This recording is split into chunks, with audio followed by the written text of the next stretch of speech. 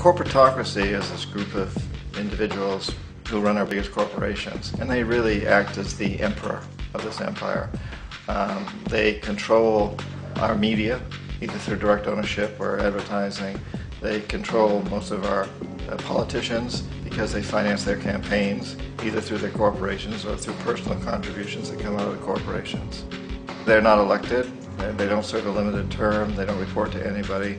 And at the very top of the corporatocracy, you really can't tell whether a person's working for a private corporation or the government because they're always moving back and forth.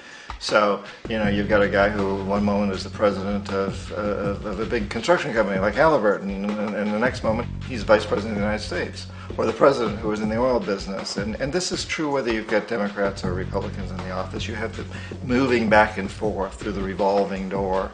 And in a way, our government is invisible a lot of the time, and its policies are carried out by our corporations on one level or another.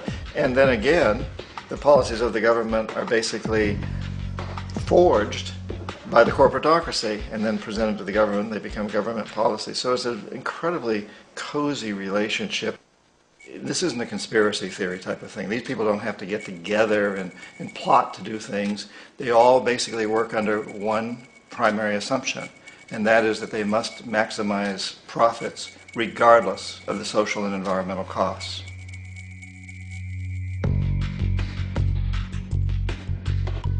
This process of manipulation by the corporatocracy through the use of debt, bribery, and political overthrow is called globalization. Just as the Federal Reserve keeps the American public in a position of indentured servitude through perpetual debt, inflation, and interest, the World Bank and IMF serve this role on a global scale. The basic scam is simple. Put a country in debt either by its own indiscretion or through corrupting the leader of that country, then impose conditionalities or structural adjustment policies, often consisting of the following. Currency devaluation. When the value of a currency drops, so does everything valued in it. This makes indigenous resources available to predator countries at a fraction of their worth. Large funding cuts for social programs. These usually include education and healthcare, compromising the well-being and integrity of the society, leaving the public vulnerable to exploitation. Privatization of state-owned enterprises. This means that socially important systems can be purchased and regulated by foreign corporations for profit. For example, in 1999, the World Bank insisted that the Bolivian government sell the public water system of its third largest city to a subsidy of the U.S. corporation Bechtel. As soon as this occurred, water bills for the already impoverished local residents skyrocketed. It wasn't until after a full-blown revolt by the people that the Bechtel contract was nullified. Then there is trade liberalization, or the opening up of the economy through removing any restrictions on foreign trade. This allows for a number of abusive economic manifestations, such as transnational corporations bringing in their own mass-produced products, undercutting the indigenous production and ruining local economies. An example is Jamaica, which, after accepting loans and conditionalities from the World Bank, lost its largest cash crop markets due to competition with Western imports. Today, countless farmers are out of work, for they are unable to compete with the large corporations. Another variation is the creation of numerous seemingly unnoticed, unregulated, inhumane sweatshop factories, which take advantage of the imposed economic hardship. Additionally, due to production deregulation, environmental destruction is perpetual, as a country's resources are often exploited by the indifferent corporations while outputting large amounts of deliberate pollution.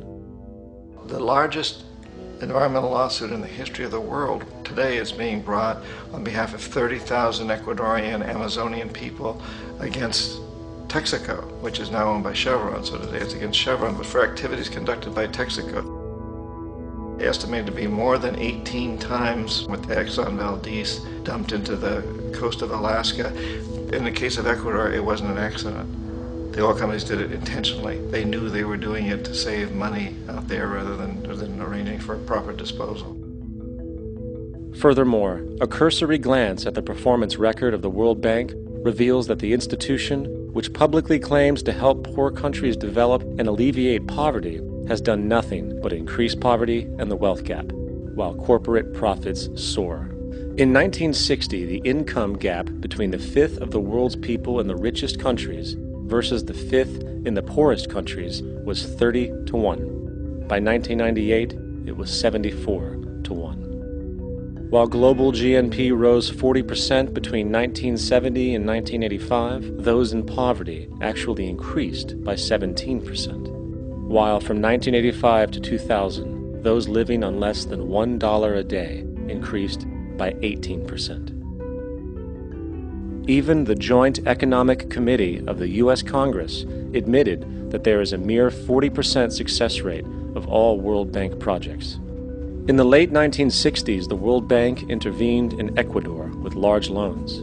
During the next 30 years, poverty grew from 50% to 70%. Under or unemployment grew from 15 to 70%. Public debt increased from $240 million to $16 billion, while the share of resources allocated to the poor went from 20% to 6%.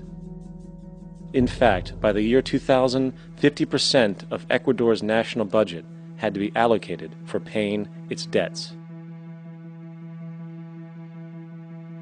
It is important to understand the World Bank is, in fact, a U.S. bank supporting U.S. interests, for the United States holds veto power over decisions, as it is the largest provider of capital.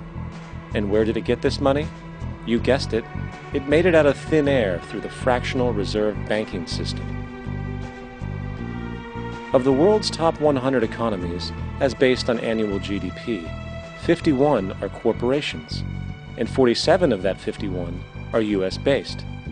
Walmart, General Motors, and Exxon are more economically powerful than Saudi Arabia, Poland, Norway, South Africa, Finland, Indonesia, and many others.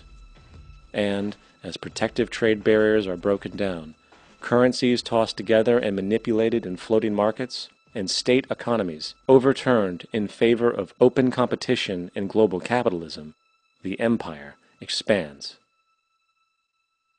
You get up on your little 21-inch screen and howl about America and democracy. There is no America. There is no democracy. There is only IBM and ITT and AT&T and DuPont, Dow, Union Carbide, and Exxon. Those are the nations of the world today. What do you think the Russians talk about in their councils of state? Karl Marx? They get out their linear programming charts, statistical decision theories, minimax solutions, and compute the price-cost probabilities of their transactions and investments, just like we do. We no longer live in a world of nations and ideologies, Mr. Beale. The world is a college of corporations, inexorably determined by the immutable bylaws of business. The world is a business, Mr. Beale.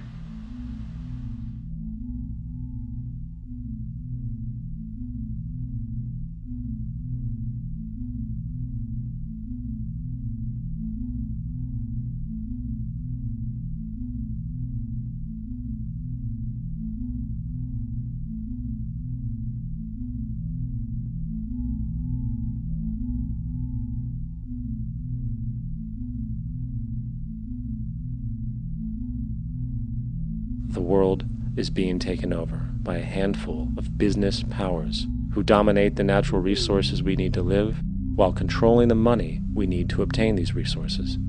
The end result will be world monopoly, based not on human life, but financial and corporate power.